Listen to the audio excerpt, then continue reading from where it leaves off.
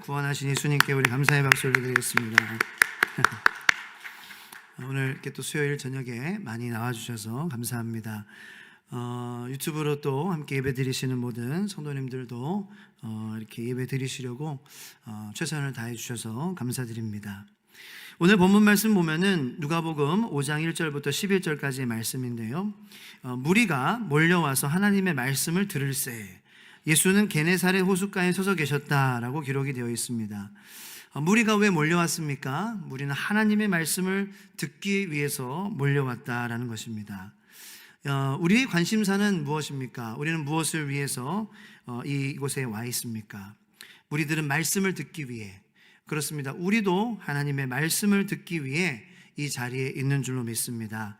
이 자리에 하나님의 말씀을 듣기 위해 오신 여러분들 하나님께서 기뻐하시고 하나님의 말씀으로 채워주시고, 그래서 성령 충만함으로 여러분들 오늘 밤도 그리스도의 평안이 충만한 그러한 저녁이 되고 남은 한 주가 되기를 예수님의 이름으로 축원합니다. 예수님의 관심은 그 몰려왔던 그 무리들에게 있었습니다. 그러나 본문 말씀을 보면은 이 예수님의 관심이 무리에게도 있었지만 또 시몬에게 또 있지 않았을까라는 생각을 합니다. 그렇습니다. 하나님께서는 그 무리 가운데에 그 한 사람 한 사람에게 다 관심이 있으십니다. 그리고 무리로 오지만 예수님은 하나님이시기 때문에 그 한 사람 한 사람에게 관심을 보이실 수 있고, 그 사람이 필요한 것과 그 사람에게 선한 것과 좋은 것을, 각 사람에게 필요한 것을 채워주실 수 있는 하나님이십니다. 그래서 하나님께 나아갔을 때 우리가 한 사람한테 나오면은 일반적으로 어떻게 동시에 그 한 사람이 각자의 필요한 것을 다 채워줘 이렇게 생각하는데, 그것은 우리가 하나님 앞에 나아갈 때는 하나님께서는 우리 각 사람의 필요를 채워주실 수 있다라는 그러한 믿음으로 여러분들 나아가시길 바랍니다. 여러분 기대를 가지고 나아가시길 바랍니다. 하나님께 나아갈 때에 하나님께서 나에게 무슨 말씀을 하실까? 물론 우리 공동체에게 주시는 말씀이기도 하지만 우리 무리를 만나시기 위해서 이 자리에 우리를 모이게 하신 것도 있지만, 또 하나님께서는 우리 각 사람에게 필요한 것이 무엇인지 선한 것을 우리에게 주시길 원하시고, 그리고 놀라운 그런 하나님의 기적을 맛보게 하시길 원하신다는 것입니다. 그러므로 내가 하나님 앞에 나아갈 때에, 수요예배 나갈 때 하나님께서 나에게 무슨 말씀을 하실까? 이런 기대로 나오는 사람과 그냥 오늘 뭐 수요예배니까 다 같이 예배 드리는 그런 예배니까 가야지 라고 하는 사람, 이 두 사람의 마음은 참 다릅니다. 그리고 그 두 사람의 마음에 따라서 역사하는 은혜도, 성령님께서 역사하시는 그러한 방향도 다릅니다. 자, 그래서 한 사람 한 사람에게 나에게 준비하신 그러한 은혜를 내가 기대합니다 라고 이 시간 고백하며 나아가는 저와 여러분들이 되기를 예수님의 이름으로 축복합니다.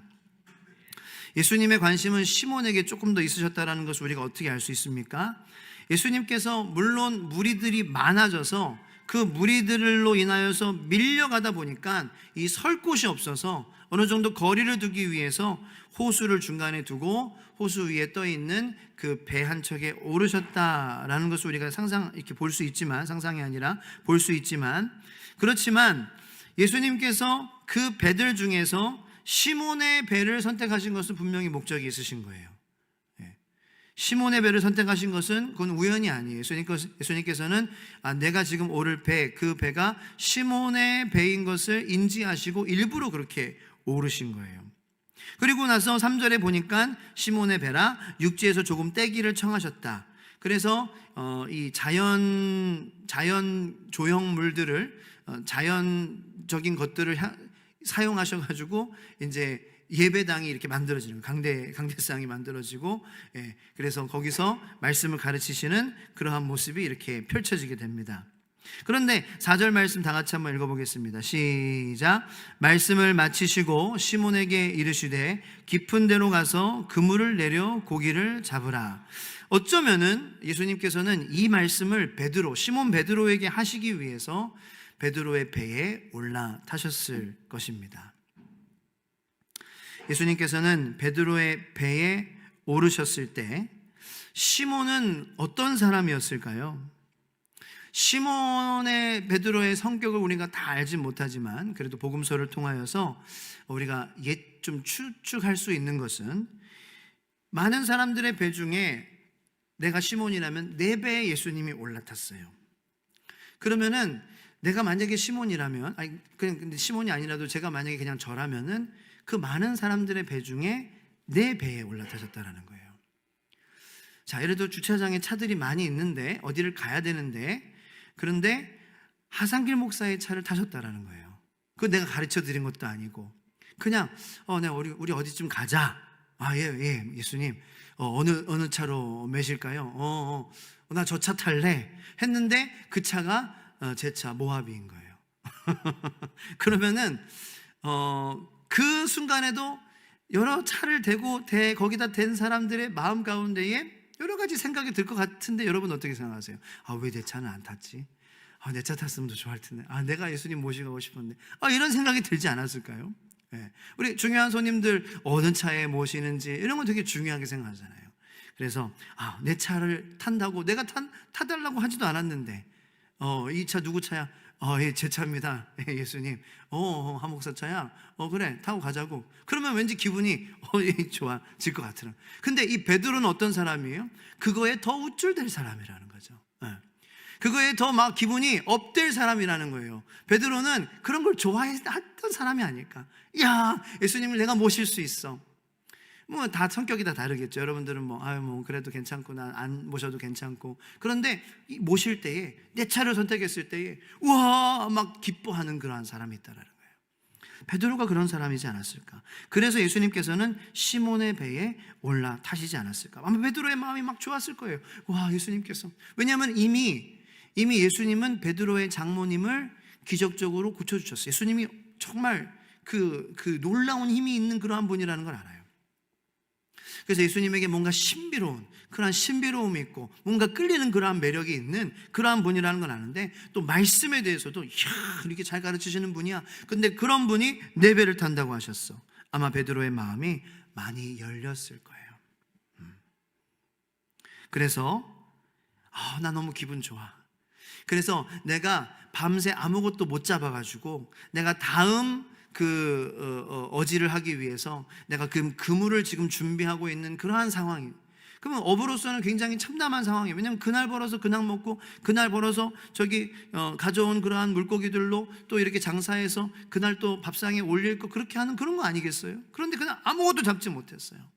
베드로는 또 가정도 있었어요. 그래서 많은 걱정과 근심 가운데에 또 있었을 텐데, 예수님의 말씀이 들어가기 위해서, 예수님이 베드로를 아시니까, 창조하셨으니까 베드로의 마음을 여시기 위해서 일부러 예수님께서는 베드로의 배에 올라타신 거예요. 이게 우리 예수님이라는 거죠. 어부들의 관심이 밤새 물고기를 잡지 못한 것에서부터 이 관심이 계속 거기에 끌려서 그물을 싣고 마음이 참담하고 우울할 때에, 그때에 베드로의 마음을 붙잡아 주셔서 베드로에게 하나님의 말씀이, 나의 말이 들어가게 하기 위해서 예수님께서는 베드로의 배에 일부러 올라타셨다라는 것입니다. 예수님께서 여러분들의 관심을, 여러분들의 마음을 열기 위해서 지금도 그렇게 노력하신다라는 거예요. 여러분들의 기분에 대해서 예수님께서 상관하신다라는 거죠. 여러분들의 기분이 오늘 이 시간 이전에 있었던 그러한 일들로 여러분들의 마음이 많이 잡쳐가지고, 속된 말로 많이 잡쳤어요, 내 마음이. 그래서 지금 이 시간 말씀이 들어오지 못하는 그러한 상황에 대해서 예수님께서는 걱정하시고 계신다라는 거예요. 그래서 우리가 찬양을 통하여서, 처음 예배 시작을 통하여서 우리가 고백하려고 하는 것보다 사실 우리가 들으려고 하는 것은 뭐예요? 하나님께서 우리를 사랑하신다. 하나님은 너를 절대 포기하지 않으신다. 하나님은 너를 절대 실수하지 않으신다. 너는 실수가 아니야. 그래서 정말 오늘 찬양도 하나님께서 우리에게 말씀하시는 거예요. 왜? 여러분들의 기분에, 감정에 예수님은 관심이 있으시고, 여러분들이 잡친 마음으로 와서 하나님의 말씀에 마음이 막혀서 듣지 못하고 돌아가는 그냥 이 시간 허비되고 낭비되는 거, 그거 하나님이 원치 않으시기 때문에 찬양을 통해서, 말씀을 통해서 여러분들에게 계속 말씀하시는 거예요. 내가 너를 사랑한다. 너는 실수가 아니야. You're not a mistake. 너의 가정도 실수가 아니야. 아직 내가 끝나지 않았어. 내가 계속 너를 통하여서 일할 거야. 너의 가정을 내가 포기하지 않았어. 할렐루야. 그래서 이 말씀이 우리 안에 들어올 수 있도록, 그런 예수님이시라는 거죠. 그 예수님께서 이 베드로에게 4절에 이렇게 얘기해요. 그물을 저기 깊은 데로 가서 고기를 잡아라 그랬어요. 깊은 데로 가자, 그물을 내리자. 그 의미는 예수님께서 그 배에 같이 타셨다라는 거죠. 자, 우리의 감정에 관심이 있으시고 우리의 다쳤던 그러한 마음이 다친 상태로 계속 있는 것을 원하지 않으시는 주님께서 우리에게 뭔가 말씀을 해주십니다. 명령을 내리십니다. 우리에게 디렉션을 주십니다. 우리에게 다음 행동을 어떻게 해야 될까 말씀을 해주시는 거예요. 그때에 예수님께서는 깊은 데로 가라, 그물을 내려라 베드로에게 말씀하시고, 뒤에 빠져서 너 깊은 데로 가서 너 그물 내려, 뒤에 빠져서 너 혼자 그렇게 해 라는 것이 아니라 예수님께서는 그 배에 타고 계셨어요. 같이 가자라는 거예요. 내가 너와 함께 하겠다라는 거예요. 예수님께서는 우리에게 명령만 하시고, 너 이거 해야지, 저거 해야지, 너 네 가정에서 네가 아내로서, 남편으로서, 네가 목사로서 이거 해야지, 저거 해야지, 명령만 하시고 빠지시는 분이 아니라 나와 함께 가시는 그러한 분이신 줄 믿으시길 축복합니다. 명령을 하시고 우리와 그곳까지 가신다는 거예요. 너 사랑해야지 하고서 뒤에 빠지시는 분이 아니에요. 우리가 사랑하려고 노력할 때 그때 옆에 예수님이 계시다라는 거예요. 근데 우리가 사랑하려고 할 때, 우리가 덮어주려고 할 때, 우리가 용서하려고 할 때 그게 힘들잖아요. 우리가 믿음을 지키려고 할 때 힘들잖아요. 그때 예수님께서 나와 옆에 계신 것을 보고 그것을 믿고 예수님 한번 딱 보면서 눈 딱 마주치면은 그 사랑하고 힘들고 어렵지만, 믿음을 지키기 어렵지만 예수님이 함께 계셔서 눈 딱 마주칠 때에 예수님 힘내하겠습니다 하고 이렇게 한다는 거예요. 이 예수님과 눈 마주치는 게 없으니까 힘들어지는 거예요. 너 가, 너 제자 삼어, 너 사랑해, 너 순종해, 복종해, 너 말씀대로 살아야지, 믿음을 지켜야지. 근데 그게 말하고 뒷빠지는 분이 아니라는 거예요. 같이 가시는 분이에요. 대신 해주시지는 않아요. 우리가 해야 돼요. 우리가 해야 되는데 우리가 그렇게 하면서 힘들잖아요. 힘들 때 주님 눈만 봐주시면 오케이 알겠습니다 이렇게 주님이 계시는 것만으로도 능력이 되니까. 우리가 왜 포기하냐? 저나 여러분들이 포기하는 것은 하고 예수님은 명령하시고 빠지시는 분이라는 거예요. 그곳에 함께 우리와 끝까지 함께 옆에서 계셔서 우리를 지켜봐 주시고, 때로는 천군 천사로 우리를 도우시고, 천사를 보내서 때로는 우리가 못하는 거, 우리가 좀 힘든 거 할 수 있게끔 도와주시기도 하고, 그렇게 주님께서는 기도해 주시고 중보해 주시고 옆에서 따뜻한 눈길로 바라봐 주시고, 그게 이 베드로와 함께 계셨던 예수님의 모습이고, 지금도 성령님으로 우리와 함께 계시는 예수님의 그러한 모습인 줄로 믿으시길 축복합니다. 뒤로 빠지는 분이 아니에요. 그래서 베드로는 대답합니다. 5절 말씀에 다 같이 한번 읽어보겠습니다. 시작. 시몬이 대답하여 이르되 선생님, 우리들이 밤이 새도록 수고하였으되 잡은 것이 없지만은 말씀에 의지하여 내가 그물을 내리리이다 하고. 아멘. 자, 선생님에서 이미 결정이 났어요. 베드로는 이미 선생님 하는 순간, 선생님하고 우리들이 밤이 새도록 수고하였으되 잡은 것이 없습니다, 못합니다가 아니라, 선생님이라고 했을 때에 잡은 것이 없지만은 그렇게 설명하고, 그러나 말씀에 의지하여 그물을 내리리이다라고 이미 선생님이라고 부르는 순간 베드로는 마음에 결단했다라는 것을 우리는 알아야 돼요. 주목해야 될 부분이에요. 말하다가 바뀐 게 아니에요. 이미 선생님이라고 부르는 순간. 왜냐하면은 이 선생님이라는 이 단어를 헬라어로 보면은 마스터예요. 마스터. 누가복음의 선생님은 이 마스터, 이 부분의 마스터라고 쓰이는 건데, 에피스타타라는 헬라어인데, 이 에피스타타라는 헬라어는 이 누가복음에만 좀 유니크하게 좀 이렇게 등장하는 그러한 단어입니다. 이 에피스타타라는 이 선생님이라는 이 단어는 어떠한 뜻을 가지고 있냐면요, 커맨더라는 뜻을 갖고 있어요. 사령관님, 이런 사령관님. 네. 커맨더. 커맨드가 명령이잖아요. 커맨더는 명령을 내리는 사람이라는 거예요. 네. 그러니까 이미 선생님이라고 하는 순간 당신은 명령을 내리시는 분입니다.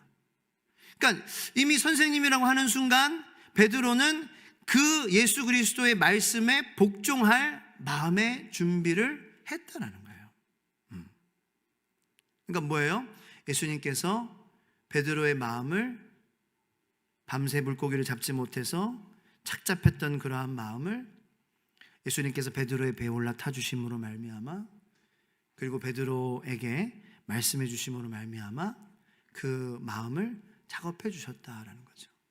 그래서 맞아, 예수님께서 나와 함께 계시고 나를 선택해 주시고 이분은 명령을 따를 만한 그러한 분이야. 그래요, 예수님은 우리에게 무리한 것을 요구하시는 분이 아니에요. 이렇게 우리가 천천히 살펴보면은 그분의 말씀에 사실은 명령을 따를 수 없는 분임을 지금까지 우리의 삶에서 많이 보여주셨을 거예요. 여러분들의 삶에 생명을 기적적으로 구해주신 분들, 예수님께서 살게 해주신 분도 있을 거고요, 내가 기도했던 것보다 더 많은 수확을 기적적으로 경험한 분도 계실 거고, 여러분들의 삶 속에서 예수님이 명령을 내리는 사령관으로서 그냥 무작정 너 계란에 바위 쳐, 이러한 믿음으로 여러분들에게 너 내 명령 따라야 돼 라고 말씀하시는 그러한 아마 케이스는 없었을 거예요. 아마 40년, 50년, 60년 사시면서 수없이 많은 케이스들을 통하여서, 많은 상황들을 통하여서 예수님의 명령에 우리는 따를 수밖에 없는 그러한 분임을 여러분들의 삶 속에서도 많이 보여주실 거라고 저는 생각을 합니다. 그런데 우리의 관심이, 우리의 마음이, 우리의 생각이 예수님으로부터, 그리고 하나님의 나라, 이 새 하늘과 새 땅에 대한 관심, 하나님 천국에 대한 관심, 예수님께서 십자가에서 우리를 위해서 하신 일에 대한 관심보다는 나에 대한 관심, 내 사역에 대한, 내 일에 대한 관심, 그것으로 변질되고 변해왔기에 예수님이 말씀하실 때에 그분의 명령을 우리가 당연히 따라야 될 그러한 분으로 자꾸 이렇게 되지 못했다라는 거죠. 그래서 예수님에 대한 존재의 가치가 낮아지니까 그분의 말씀도 명령도 그냥 뭐 어떨 때는 지키고 어떨 때는 못 지키는 그냥 그런 걸로 이렇게 변질되는 거예요. 예수님의 존재에 대한 가치가 떨어지지 않게 우리가 정말 영적으로 깨어서 기도하고, 그분이 십자가에서 하신 일, 그분이 나에게 십자가를 통하여서 약속하신 거, 그리고 우리 가정이 그 예수 그리스도의 십자가의 복음에 부합한 삶과 방향을 따라서 살고 있는지, 이러한 것들을 점검해 볼 필요가 우리 그리스도인들의 삶에 매일 필요하다는 것이죠. 할렐루야.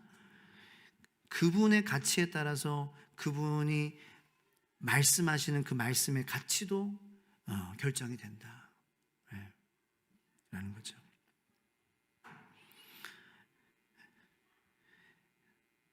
베드로는 선생님, 당신은 명령하시는 분, 나는 그 명령에 따르는 사람입니다 라고 이미 고백하는 순간, 내가 밤새 아무것도 잡은 것이 없지만은 당신의 말씀에 따르겠습니다. 이미 우리가 예수님을 어떻게 부르느냐에 따라서 우리의 삶의 행보가 결정이 된다라고 해도 과언이 아니라는 거죠. 여러분들은 예수님을 어떻게 부르십니까? 때로는 예수님의 뜻대로 하고 때로는 내 뜻대로 하는 그러한 예수님으로 부르십니까? 아니면 예수님, 정말 주님, 주님은 Lord, 주인이십니다. 머리의 뜻대로, 머리의 의도대로 몸이 움직이는 것이 건강한 것처럼 주님이 말씀하시는 대로, 주님이 의도하신 대로 내가 움직이겠습니다. 그렇게 하지 못하는 것들을 내가 예수 그리스도의 이름으로 대적하고 물리치고 내가 영적으로 늘 깨어있겠습니다라는 그러한 마음으로 살아가시느냐라는 것입니다. 그러한 삶을 살아가는 저와 여러분들이 되기를, 무조건이를 부를 때에 이미 우리의 마음 가운데에는 그분의 명령은 이거는 무조건이야, 무조건이야, 그렇게 생각나네요. 지금 무조건이라는, 무조건, no condition. 왜냐면 항상 좋은 것으로 주시기 때문에. 할렐루야. 그래서 무조건이에요. 예수님 부르면, 예수님 이거 이렇게 하려고 그러는데 어떻게 생각하세요? 제 뜻대로 따라와 주세요. 이게 아니라 예수님, 제 생각은 이런데 주님 말씀대로 하겠습니다. 이게 우리가 예수님을 부를 때에 담긴 의미가 되어야 된다는 거예요. 그게 베드로였어요. 베드로는 여러 가지 핑계를 댈 수 있었어요. 예수님께서 깊은 곳으로 가자, 그물을 던져라. 베드로가 여러 가지 핑계를 댈 수 있었을 것 같아요. 나 밤새 일해서 나 피곤해요. 예수님 존중하지만 예수님 목수잖아요. 나는 어부예요. 평생 내가 한 거라고요. 내가 고기에 대해서 물고기 어떻게 잡는지는 제가 알죠. 거기 가도 안 잡혀요. 예수님 지금 아침이에요. 이제 낮 돼요. 지금 낚시하려면은요 밤에 해야 돼요. 그리고 예수님 이 수많은 군중들이 지금 이 갈릴리 호숫가에 서가지고요 이렇게 막 난리를 쳤잖아요. 고기 다 도망갔어요 지금. 그리고 예수님 우리 지금 그물 막 씻었어요. 이거 다음 조업을 위해서 지금 한 거라고요. 이거 지금 아무것도 없는데 지금 내리면 또 씻어야 돼요. 이런 핑계들이 굉장히 많았을 거예요. 그런데 베드로는 핑계를 대지 않았어요.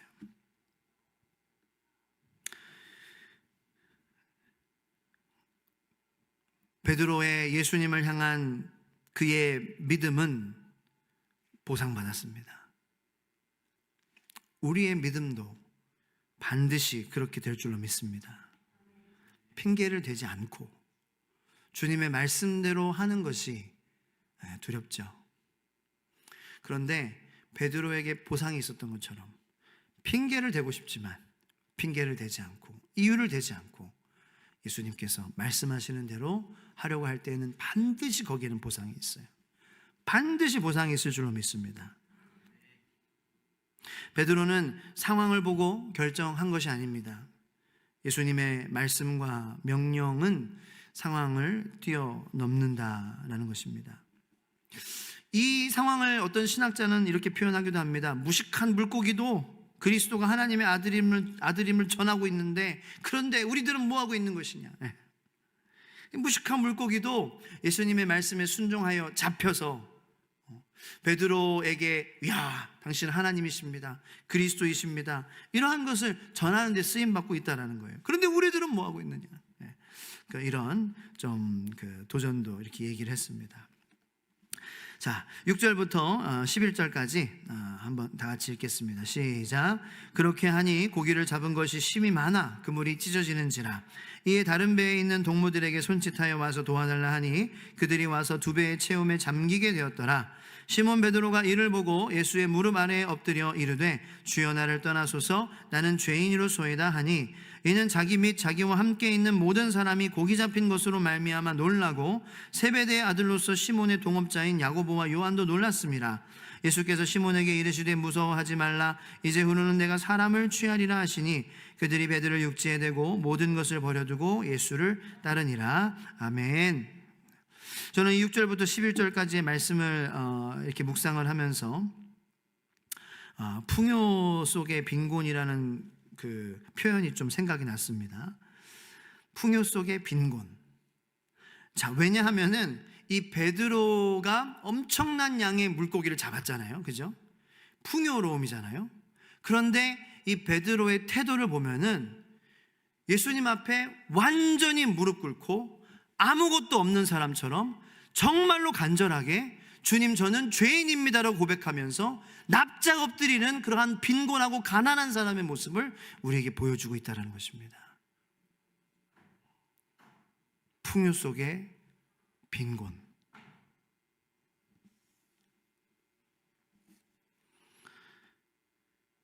합리적인 반응이라면요, 예수님께서 깊은 곳으로 가라, 그물을 던져라, 그러면 엄청난 고기들이 잡혔어요. 그러면 여러분 같으면 어떻게 반응하실 것 같아요? 엎드려서 나는 죄인입니다, 나를 멀리 하소서. 이거는 합리적인 반응이 아니에요. 이상한 반응이에요. 이상한 반응이에요. 완전 전혀 예상하지 못한 뭐 코미디야? 전혀 앞뒤가 안 맞는 반응이에요. 물고기가 많이 잡혔어요. 밤새 아무것도 잡지 못했어요. 아니, 나라면은 예수님 우리 동업합시다. 아무도 주무세요? 여러분들 안 그러실까? 예수님 동업합시다. 예수님이 나는요 이렇게까지 예수님이죠. 고기에 대해서 전문가인 줄 몰랐어요. 고문으로 내가 삼겠습니다. 우리 동업해가지고요, 우리 떼돈봅시다. 예수님, 내가 말씀하시는 대로 다 들을게요. 어디다 고기 낚아야 될지, 어디다 금을 해야 될지 말씀만 해주세요. 이야, 정말 예수님, 정말 제가 의심했는 천재입니다, 천재. 예수님 떼돈 벌 수 있어요, 우리 고기. 이게 정상적인 반응일 거예요. 합리적이고 수많은 예상하지 못한 그러한 물고기를 잡게 해주셨으니 예수님, 갈릴리 마을에 우리 저 이사장으로 취임시켜줄게 내가. 예수님, 같이 사업합시다 우리. 그것이 합리적인 반응일 겁니다. 그런데 마치 이 베드로의 모습을 보면 지금 그러한 부요함 때문에 이 마음이 풍요롭고 거만하고, 와, 같이 사업하면 되겠다, 이러한 그 생각조차도 하지 않고 마치 거꾸로 부도난 사람처럼 행동한다는 거예요.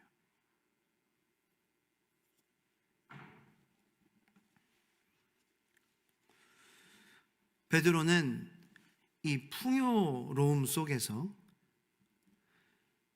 예수님이 하나님이시구나 라는 것을 강력하게 체험했고, 이 예수님에게는 이분은 하나님이시기 때문에, 이분은 우리와 같은 레벨이 아니기 때문에, 어나더 레벨에 범접할 수 없는 그러한 분이시기 때문에, 이거는 뭐 어떤 인간의 가장 고차원적인 기준도 이분 앞에서는 무릎 꿇을 수밖에 없는, 이분의 나라 앞에서는 이 세상의 나라가 아무리 높다고 한들 이 예수님이라는 분 앞에서는 그 모든 세상의 사람이나 믿는 것이나 기관이나 쌓은 것들은 다 부도날 수밖에 없는 그러한 존재임을 베드로는 확실하게 깨달았다라는 거예요.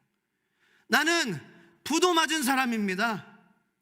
이것이 하나님 앞에 우리가 온전히 나아갈 때에 나오야 되는 반응이라는 거죠. 나는 하나님의 기준에 미칠래야 미칠 수 없는 그런, 어떠한 사람도 미칠 수 없어요. 하나님 앞에서는 어떠한 인간이 세운 것들을 다 부도시킬 수 있는, 하나님 앞에는 그 어떤 것도 감히 비교될 수 없는 그러한 것임을, 하나님 앞에는 다 부도난 것 같은 그러한 존재임을, 그래서 무릎 꿇었던 거예요. 이 믿음이 우리에게 있어요?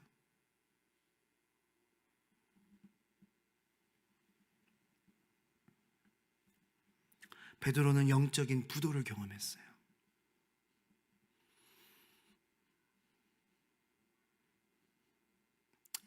내가 뭐 그렇게 가졌어요? 내가 뭐 이렇게 대단해요? 근데 하나님이 나를 이렇게 사랑하신다는데 우리가 아직도 버리지 못하고 떠나지 못하는 게 뭐예요? 하나님이란 존재는 우리 모든 인간이 부도를 경험할 수밖에 만드시는 그러한 하나님이시라는 거예요. 부도 맞은 사람과 같은 그러한 간절함이 있으세요? 우리에게 있어요. 부도에 가까운 그러한 경험을 하신 분들은 참 베드로의 심정을 잘 이해하실 것 같다는 생각이 들어요. 경제적으로 진짜 이 낭떠러지가 바로 앞에 있는 그러한 상황까지 가신 분들은, 근데 그게 베드로의 마음이었다는 거예요. 그래서 베드로와 그의 어부 친구들도, 야고보와 요한도 다 두고 떠날 수 있어요. 이거는 고기가 많아서 되는 문제가 아니야. 내가 고기가 많다고 예수님을 따를 수 있다라고 생각했던 그러한 그 문제가 아니라는 거예요.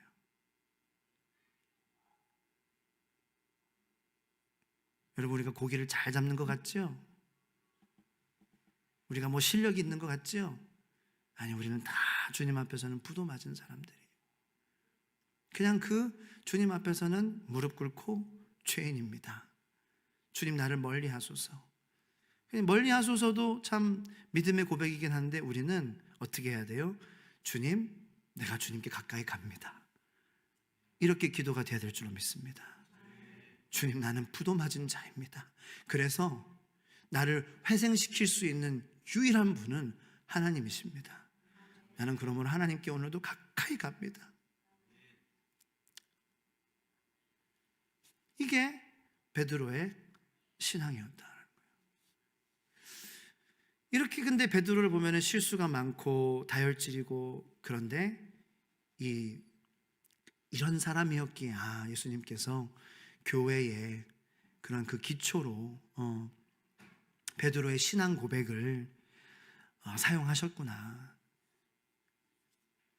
그리고 그가 비록 예수님을 3번 부인했지만 우리가 그렇다고 해서 베드로를 깔보고 그럴 게 없는 게, 이 성령님께서 베드로를 통하여 역사하시고 온전히 영적인 부도 맞은 사람으로서 하나님 앞에 가난한 마음으로 부도 맞은 그러한 사람의 마음으로 나아가니, 그러한 사람도 하나님의 능력으로 말미암아 처참하게 거꾸로 십자가에 매달려서 순교당하는 그러한 믿음의, 진짜 믿음의 그러한 모습을 우리에게도 그의 삶을 통해서 보여주고 있다는 거죠. 베드로가 대단한 건 아니에요. 근데 물론 베드로가 대단한 것은 아니지만 이 영적인 부도를 경험하고 주님 앞에 무릎 꿇은 것은 정말, 이것은 하나님이 정말 주시는 귀한 믿음이다라는 거예요. 근데 사실 이 부도의 신앙도, 영적 부도를 느끼는 것도, 이것도 하나님이 주셔야 돼요. 예수님이 선물로 주셔야 되는 거예요. 내가 잘해서, 내가 얻어서 그렇게 되는 건 아니에요. 네. 어쩌면 예수님의 말씀에 하나하나 베드로가 강직하게, 굵직하게 그렇게 작은 것부터 하나하나 순종했기 때문이 아닐까. 그래서 여러분, 작은 것에 대한 순종을 우리가 귀하게 여기고, 그 작은 하나의 그 순종이 우리에게 이 베드로의 정말 귀한 신앙 고백인 하나님 앞에서 나의 영적인 부도의 그러한 신앙을, 나는 아무것도 아닙니다. 이렇게 많은 물고기가 있어도 나는 그 예수님 앞에, 나는 당신 앞에서 아무것도 아닌 완전히 망한 사람입니다. 그러므로 나는 주님께 가까이 나가겠습니다. 이러한 신앙을 주는 그러한 걸 수도 있다는 거예요.